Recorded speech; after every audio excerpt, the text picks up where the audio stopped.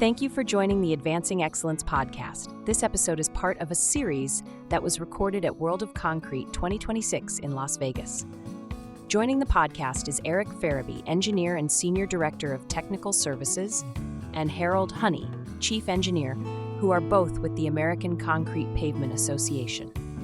In this episode, we discuss what's ahead for the ACPA and much more. Let's begin. Hello and welcome to the Advancing Excellence podcast. We're recording today from the floor of World of Concrete, surrounded by the latest and greatest in the industry. It's the perfect backdrop for today's conversation as we look at the major shifts in concrete pavement world and what lies ahead. I am thrilled to be joined by two key leaders from the American Concrete Pavement Association. First, we have Eric Ferrebee, the association's engineer and senior director of technical services.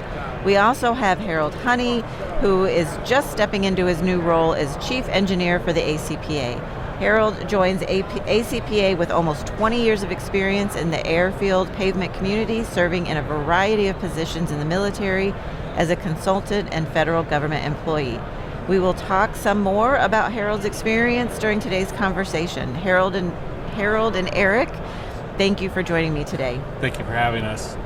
So Eric, we're going to start with you. Let's kick things off with a high-level view. We are starting a new year, which is always a good time for reflection. Let's begin with a look back at the past year. What shifts took place in the paving industry in 2025? Yeah, so the biggest shifts have really happened over the course of the last few years, really. It's kind of been the changing of our materials and what we're actually seeing with concrete mixes. So if you go back about 10 years, we started performance engineered mixtures and how do we actually build a good concrete mix. And that has helped us deal with some of the changes that have happened within the cement industry with utilizing more and more Portland limestone cement and starting to see that shift. And now we're starting to see the advancement of more blended cements coming into the market and being utilized in paving applications. And so that has really, going back to performance engineered mixtures has really given us a chance to kind of utilize those materials in a good way that makes them effective and utilized appropriately. So that's been really kind of cool to see. Okay. So Harold, I want to bring you into the conversation. Since you're new to this specific role as chief engineer, I'd love you to introduce yourself to our listeners, give them a little bit of background. I understand your path to the ACPA began in the Air Force, where you served as a civil engineer, and prior to joining ACPA, you were an employee with the Federal Aviation Administration. Can you tell us a little bit about the work you did for those organizations and how your interest in concrete pavement developed? Sure. So I will say I did not ever think I was going to become a pavement engineer. In my undergraduate at Syracuse University, I didn't take any pavement classes. Syracuse didn't actually offer any. And I actually thought I was probably going to become a bridge engineer because that's what I like coming out of college. But when I entered the Air Force had the mantra that every civil engineer officer was a pavement engineer. And that's telling because Air Force civil engineers aren't all civil engineers. The career field has every engineering discipline you can have. So we're talking about electrical engineers, mechanical engineers, even architects. And so, but in the Air Force world, if you go to a location where there's nothing but an airfield, you may be the only engineer and you have to be an airfield engineer. So that started my interest in airfield pavement engineering. Then I got to do a project where we actually designed and built a concrete pavement. Mm-hmm. So that was my first real introduction into concrete pavements, doing that project, a new runway reconstruction project. And then the Air Force decided to send me to grad school. I went to the University of Illinois, got a master's degree with a pavement focus. And then I spent 3 years teaching pavement design, evaluation, construction, along with other geotechnical foundations courses for the Air Force. Okay. So that really created my initial expertise in airfield pavements. It's also where I started with ACPA, because Gary Mitchell, my predecessor, was a guest instructor in a couple of those courses, and I got to know him as he talked about the industry perspective to the Air Force engineers that we were teaching. After that, I was on the Air Force's Airfield Pavement Evaluation team. Got to go all over the world looking at airfield pavements. Kind of interesting. Yeah, that sounds looking at how they were supposed to be designed and built, and then evaluating and seeing how they actually were designed and built. It's a little eye-opening sometimes on how different the reality can be. But I did that for about 18 months. Got to see Europe, South America, and get very broad experience. Then I got out of the Air Force, did 6 years as a consultant, designing and evaluating the airfield pavements primarily, but also doing some non-airfield projects, lots of them overseas. So I did that for 6 years, and I joined the FAA. At the FAA headquarters, I was the airfield pavement subject matter expert, along with two of my counterparts, and we're responsible for all FAA policies and standards related to airfield pavements. So I got to see how standards are actually built, how you actually write guide specifications, along with how the politics and bureaucracy play into how pavements are designed and built. Because there are so many things that are non-engineering related that influence how pavements are selected, how they're designed, how they're built, how they're managed. So I did that for 5 years, and then I joined ACPA, as you said, recently. My official first day was January 1st. So I'm looking forward to taking those experiences and applying them to this new job as a chief engineer. Okay, I know it's just been a short amount of time, but how are you enjoying your new role? It's been great. It's been great to get to know. I've known a lot of the ACPA staff for a while now, so it's great to get to work with them and start to understand how the association helps advocate for concrete pavements and how we're moving forward into the future, especially from an education and technology transfer perspective, and lots of great things to come as we start to look at our new strategic plan and start to look at the future. Okay. So Eric, jumping back to the industry shifts you mentioned a moment ago, how did the American Concrete Pavement Association respond to these changes throughout the year? Yeah, so ACPA tends to keep our pulse on, industry shifts, especially when we have new materials, and making sure we can incorporate them appropriately. So as you can imagine, when we have new materials and we're utilizing them as much as possible, and we're doing this on active projects, there can obviously be things that happen where they don't go quite as you'd possibly expect or want them to. Right. And so ACPA has worked with our contractors to try to help make sure that when we do get these new materials, they're evaluated appropriately and they can be implemented within projects in a way that everyone can be successful and we can get the properties out of concrete that we want. So we've worked heavily with our contractors as well as heavily with our local chapters across all of the states across the U.S. to make sure that we know when we're seeing things that may not be best practices when it comes to utilizing new materials, and then making sure that we can adapt appropriately to make sure that those things don't become a bigger and bigger problem, making sure that we can all be successful with the materials that we have and the things that we're starting to see more and more of. Okay. So Harold, given your background in airfields, what are some challenges airport owners currently face in designing and constructing and maintaining their pavements? So I think this is common for all parts of the industry, not just the airfields, but it all comes down to schedule and budget. Okay. Airports are busier than ever. Since COVID, the air travel has cut back to pre-COVID levels and then gone up some. Many of our big airports are operating at 90+% capacity, and so every time they have to shut down a pavement to maintain or build or rebuild or build new, it's reducing capacity, it's reducing passengers, it's reducing revenues for the airport, for the airlines. So it's getting harder and harder to shut pavements down. You take that to a smaller level, a lot of smaller airports only have one runway. And so if they shut down the runway, they're closing the airport. Yeah. A lot of our military installations have one runway. You can't launch relief missions for hurricanes and stuff like that. So airports are looking to shut down a pavement as little as possible. When it does shut down, as short a closure as possible. And then once it opens back up, how long can it last until they have to shut down again? And then budget. Obviously, the cost of construction has gone up significantly. The FAA's grant program has not seen an increase in over a decade. So it's authorized at $3.5 billion a year. It just this year got increased to $4 billion a year. So airports are trying to pay for more expensive construction with the same budgets they were paying 10, 15 years ago. Also, a lot of airports are seeing terminal modernization programs or terminal expansion programs to meet that demand, the customer experience.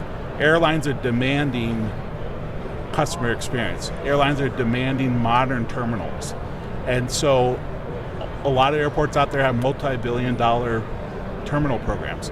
That means their operating funds are being taken away from the pavements and put to terminals and non-airfield infrastructure. So those are the challenges, and it's only going to get harder. Airports are going to see less funding. We did have a boost in funding through the IIJA with an airport infrastructure grant program, but that funding last year, that funding is this year, and then airports are going to be back to their normal funding, the grant programs from the federal government. And so the budgets are going to get tighter and construction schedules are going to get tighter as we move forward. Yeah. So Eric, looking at infrastructure management more broadly, why are asset management plans more important than ever for state highway agencies right now? Yeah, so it kind of gets into what Harold just mentioned. The funding that we're seeing within not just airports, but for for state DOTs for their pavement program is limited.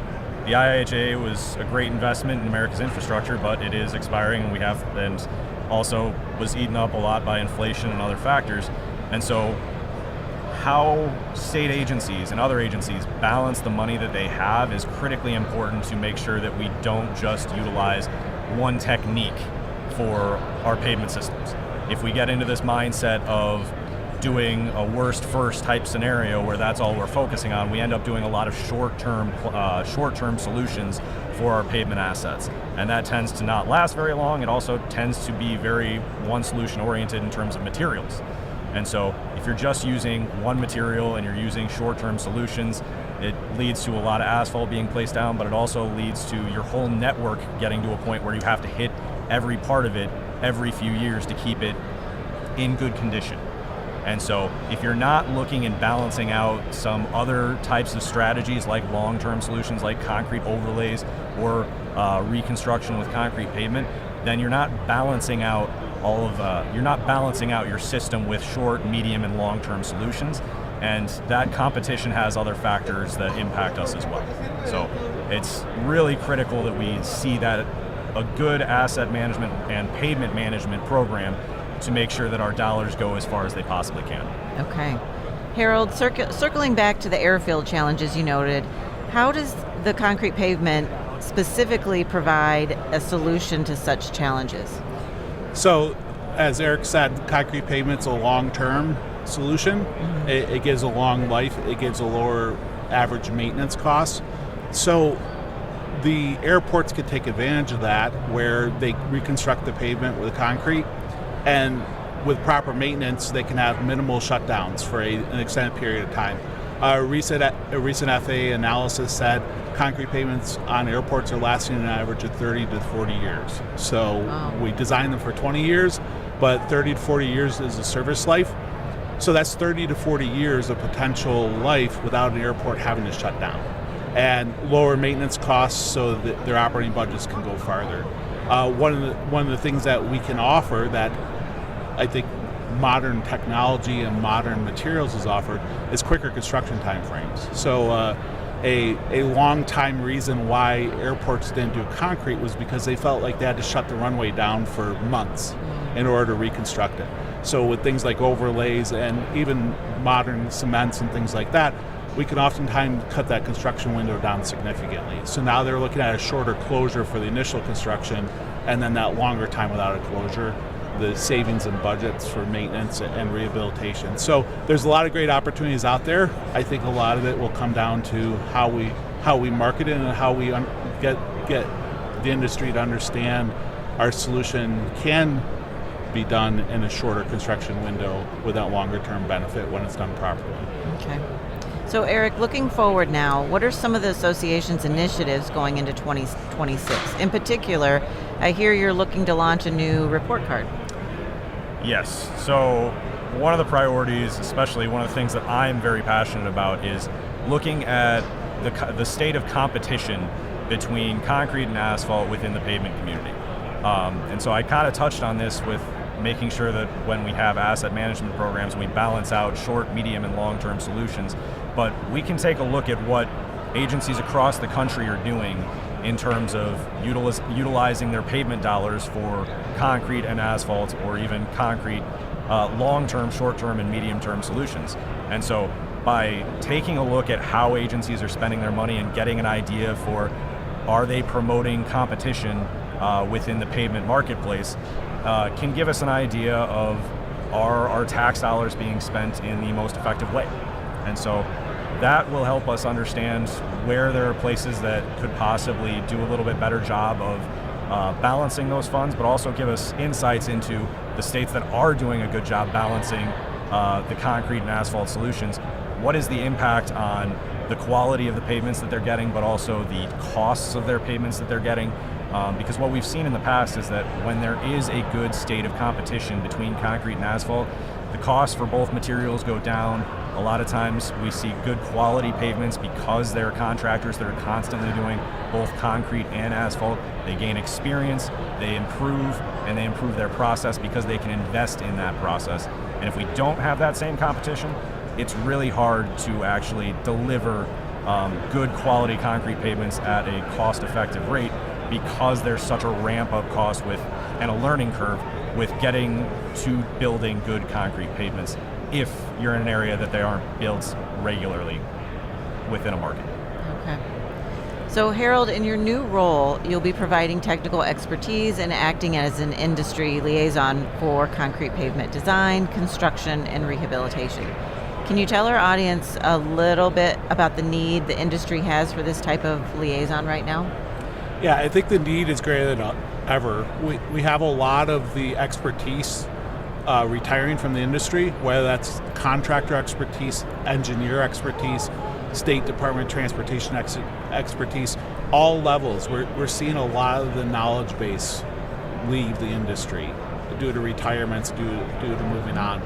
And so there's a real big need for us to educate the new generation throughout.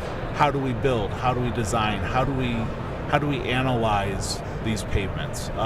Lots of young engineers are told what to do because that's what's always been done. So we have to change their mindset a little bit to be like, hey, these are the other options out there that may not have been done in the past that can be done now. One advantage of having a nationwide organization like ACPA is that we're able to take experiences across the nation and apply them at a local level. So while one strategy may not be done regularly in one region, we may be able to pull the experiences from another region to that region to teach them how it's being done elsewhere so they can learn and understand that can be done. We could also provide that nationwide reach when it comes to technical issues. There's some issues that a contractor may see once every 5 years because of the paving that they do, but maybe an issue we see at a national level every month or every construction season. Yeah. And so when they run into an issue, they can reach back to the national level where we see it regularly. And I saw this in the FAA in my job.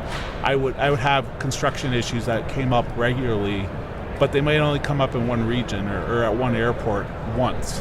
But I had seen it 7 times before that, so I was able to say, hey, based off of these other 7 times, this is what we can do to solve this. And so having that national capability for us to take the experiences and reapply them where they are needed is very advantageous. And I think it's going to become even more important as we do continue to see that turnover in the industry.